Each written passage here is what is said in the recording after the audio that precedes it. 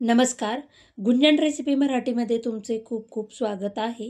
पितृपक्ष चालू होत आहे. तिथीनुसार संपूर्ण स्वयंपाक केला जातो. स्वयंपाकघरात वेगवेगळ्या प्रकारच्या भाज्या, खीर, तळणीचे पदार्थ केले जातात. पितृपंधरवड्यात संपूर्ण थाळी करायची म्हटल्यावर आपल्याला व्हिडिओ खूप मोठा होईल. त्यासाठी मी इथे आज फक्त भाज्यांचा व्हिडिओ तयार करत आहे. आपण कांदा, लसूण विरहित भाज्या तयार करणार आहोत. मी इथं मेथीची भाजी निवडून स्वच्छ करून घेतलेली आहे. गवारीचे तुकडे करून गवार आपण स्वच्छ करून घेतलेले आहे. 3 ते 4 बटाटे उकडून साल काढून त्याचे काप करून घेतलेले आहेत. कारल्याच्या चकत्या करून त्याला मीठ लावून ठेवलेलं आहे. भेंडी आपण स्वच्छ धुवून पुसून कट करून घेतलेली आहे. शेंगदाणे भाजून मिक्सरला जाडसर असे फिरवून घेतलेले आहेत.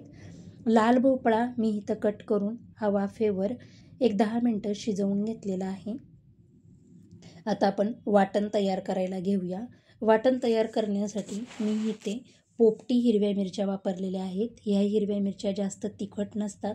तुम्ही जर हिरव्या मिरच्यांमधल्या काळ्या हिरव्या मिरच्या वापरल्या तर त्या थोड्या कमीच वापरा. आणि इथं 2 इंच आलं घेतलेलं आहे. कढीपत्त्याची पाने, पुदिना जर नसेल तर स्किप केला तरीही चालेल. कोथिंबीर आणि 1 चमचा जिरे घेतलेला आहे. आता मिक्सरचं भांडं घेऊन आपण हे सर्व साहित्य मिक्सरच्या भांड्यात काढून घेणार आहोत. सुरुवातीला आपण यामध्ये आलं, हिरवी मिरची आपण हातानेच तुकडे करून टाकणार आहोत. कढीपत्ता,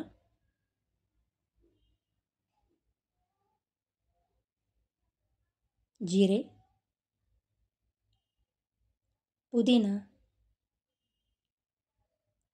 कोथिंबीर टाकून पाणी न घालता आपण हे मिक्सरला फिरवून घेणार आहोत.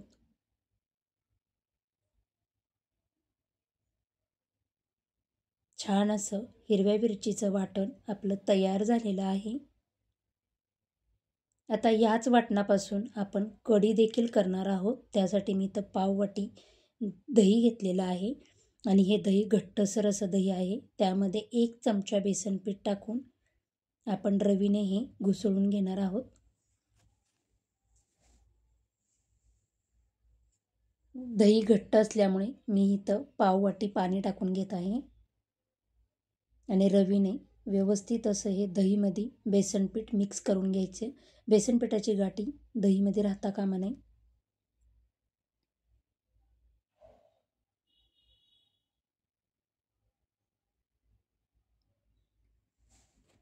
आपलं दही घट्ट असल्यामुळे आपण कढी करताना ह्यामध्ये पाणी टाकणार आहोत. आता गॅसवर एक कढई गरम करायला ठेवून त्यामध्ये 2 चमचे तेल टाकून घेणार आहे. पोहे खाण्याच्या चमच्याने मी संपूर्ण भाजीला 2 चमचे तेल टाकून भाज्या करणार आहे. आता आपण इथे हिरव्या मिरचीचं वाटण टाकून घेऊया. अर्धा मिनटं हे हिरव्या मिरचीचं वाटण परतून घेणार आहोत आणि नंतर यामध्ये मेथीची भाजी टाकून आपण ही मेथीची भाजी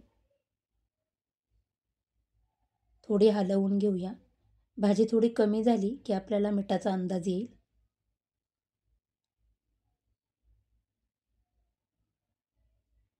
आता आपण यामध्ये चवीनुसार मीठ टाकून मिक्स करून 1 मिनिटासाठी आपण मेथीच्या भाजीवर झाकण ठेवून घेणार आहोत. मिठामुळे मेथीच्या भाजीला पाणी सुटलेलं आहे. आता ही भाजी आपण 5 मिनटं हाय फ्लेमवर परतून घेणार आहोत आणि नंतर त्यामध्ये 1 चमचा शेंगदाण्याचा कूट टाकून मिक्स करून घेऊया. आपली मेथीची भाजी तयार झालेली आहे. आपण ही आता प्लेटमध्ये काढून घेऊया. कढईमध्ये 2 चमचे तेल टाकून आपण यामध्ये गवार टाकून घेणार आहोत. आपण तेलावर गवार परतून घेणार आहोत. गवार थोडी खमंग अशी परतून घेतली की भाजी पण छान अशी चवदार होते. गवारीला डाग पडेपर्यंत मी ही गवार परतून घेतलेली आहे.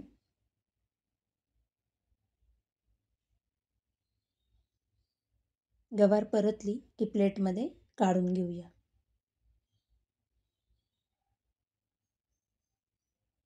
आणि पुन्हा 2 चमचे तेल टाकून फोडणीसाठी आपण इथे जिरे मोहरी टाकून घेणार आहोत. जिरे मोहरी आपली फुलली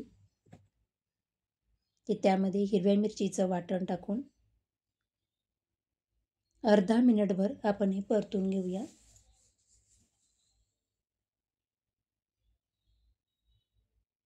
आता यामध्ये हळद, हिंग टाकून मिक्स करून आपण परतून घेतलेली गवार टाकून घेणार आहोत आणि या मसाल्यामध्ये एकजीव करून घेणार आहोत.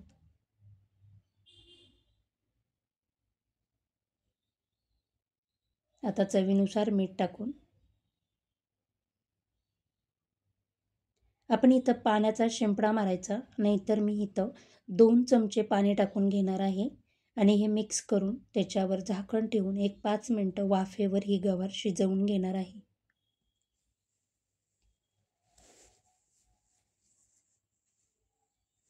5 मिनिटानंतर आपली गवार शिजलेली आहे. आता यामध्ये आपण 1 चमचा शेंगदाण्याचा कूट टाकून घेऊया आणि शेंगदाण्याचा कूट गवारीमध्ये मिक्स करून आपण ही गवार काढून घेणार आहोत. आपली गवारीची भाजी तयार झालेली आहे.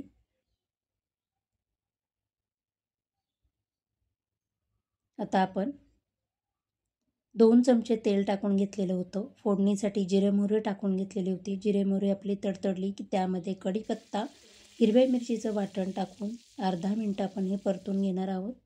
त्यामध्येच हळद, हिंग टाकून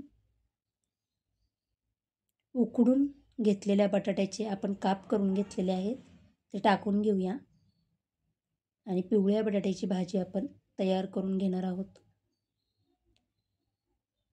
बटाटे मसाल्यांमध्ये व्यवस्थित असे मिक्स झाले की चवीनुसार मीठ टाकून घेणार आहोत आणि त्याच्यावर 1-2 मिनिटासाठी झाकण ठेवून घेणार आहोत. आपण प्रत्येक भाजीवर 1 मिनिटं किंवा 2 मिनिटं झाकण ठेवत आहोत, कारण आपण जे हिरव्या मिरचीचं वाटण टाकतोय त्याचा छान असा फ्लेवर भाज्यांमध्ये उतरावा, त्यासाठी आपण ह्याच्यावर झाकण ठेवून घेत आहोत आणि त्या शिजवून घेत आहोत. आता बारीक चिरलेली कोथिंबीर टाकून आपण बटाट्यामध्ये व्यवस्थित अशी मिक्स करून घेऊया. आपली बटाट्याची भाजी तयार झाली आहे. कढईमध्ये 2 चमचे तेल टाकून मी आता तेल गरम झाले की त्यामध्ये भेंडी टाकून घेणार आहे. भेंडी आपण तेलावर परतून घेऊया. तेलावर परतल्यामुळे भेंडी चिकट होणार नाही आणि छान अशी खमंग देखील होईल.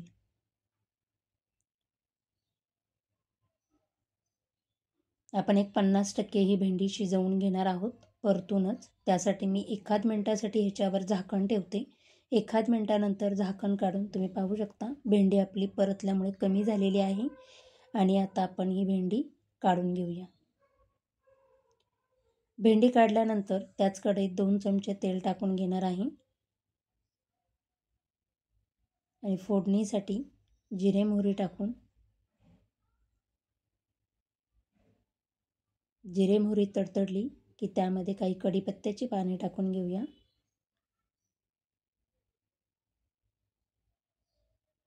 हिरव्या मिरचीचं वाटण टाकून अर्धा मिनिट आपण हे परतून घेणार आहोत.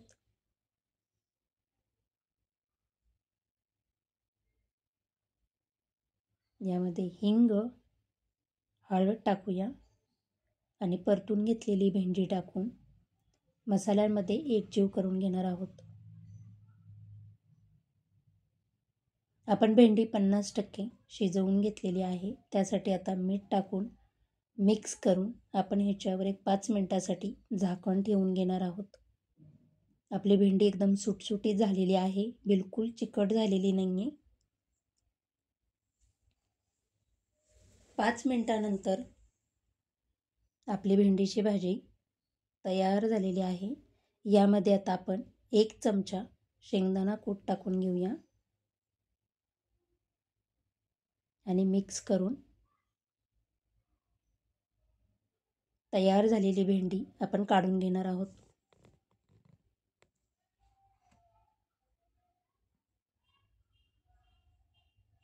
कढईमध्ये तेल टाकून आपण यामध्ये फोडणीसाठी जिरे आणि मोहरी टाकून घेऊया.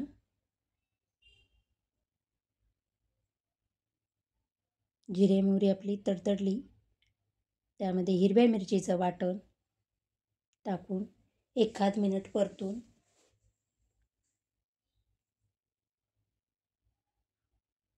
काही कढीपत्त्याची पाने टाकून घेऊया आणि जो लाल भोपळा आपण शिजवून घेतलेला होता तो आपण टाकून या मसाल्यांमध्ये एकजीव करून घेणार आहोत.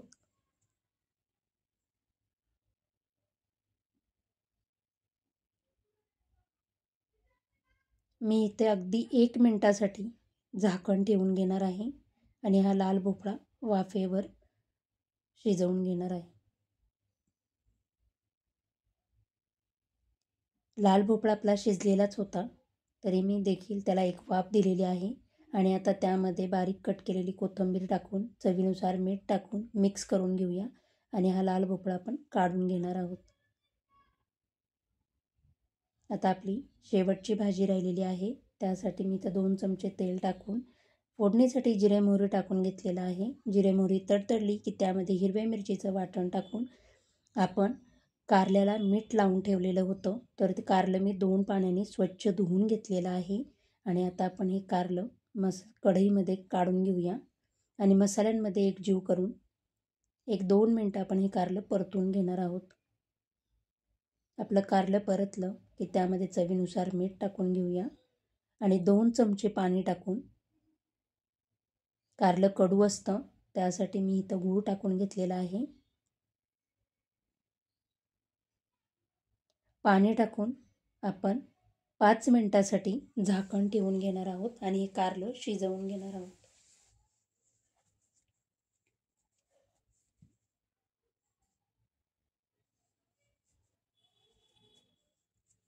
आपण या सर्व भाज्या वाफेवरच शिजवून घेतलेल्या आहेत. आपण ह्याच्यामध्ये जास्त पाण्याचा वापर केलेला नाही आहे.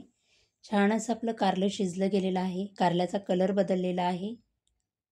आता 1 मिनिट आपण हे कारलं परतून घेऊया आणि त्याच्यामध्ये 1 चमचा शेंगदाण्याचा कूट टाकून सर्व मिक्स करून घेणार आहोत. त्यामध्येच बारीक चिरलेली कोथिंबीर टाकली आणि मिक्स केलं की आपली कारल्याची भाजी तयार झालेली आहे.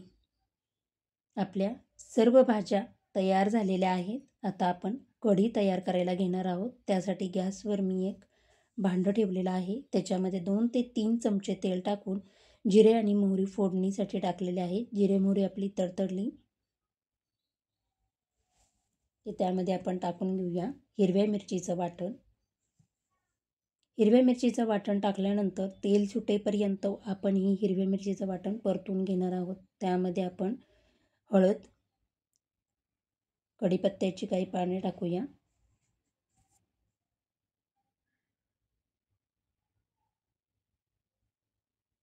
आणि आपल्या मसाल्याला तेल सुटले की आपण ह्याच्यामध्ये तयार करून घेतलेलं दही टाकून घेऊया. दही आपलं घट्टसर होतं, त्यामुळे मी या पातेल्यात थोडं 1 वाटी पाणी टाकून घेणार आहे आणि हे आपण कढीमध्ये टाकून घेऊया.